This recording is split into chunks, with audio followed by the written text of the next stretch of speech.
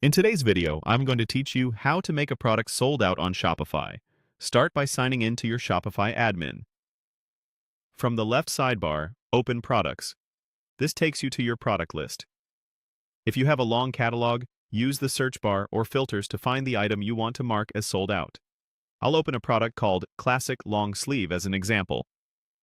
Inside the product details page, scroll to the inventory section. Here you'll see the current quantity available. In our example, it might say something like 20 in stock. Click the quantity to edit it. Change the available number to 0 so Shopify knows there's no stock to sell. If the product has variants, such as sizes or colors, make sure each variant you want to mark sold out is set to 0.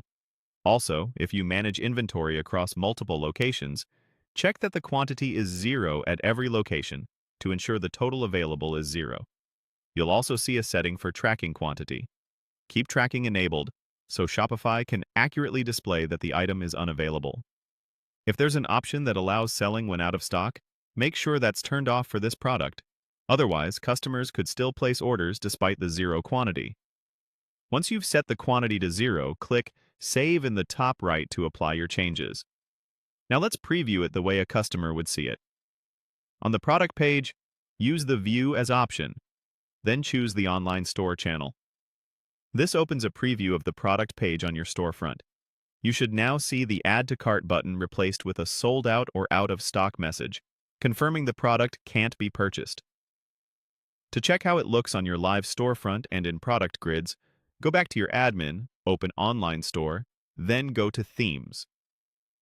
From your current theme, choose the option to view your store. On the storefront, navigate to the collection or home page where the product appears. You should see a sold out badge or label on the product card, and clicking into the product page will show the sold out state there as well. If it still looks available, refresh your browser and confirm the changes were saved.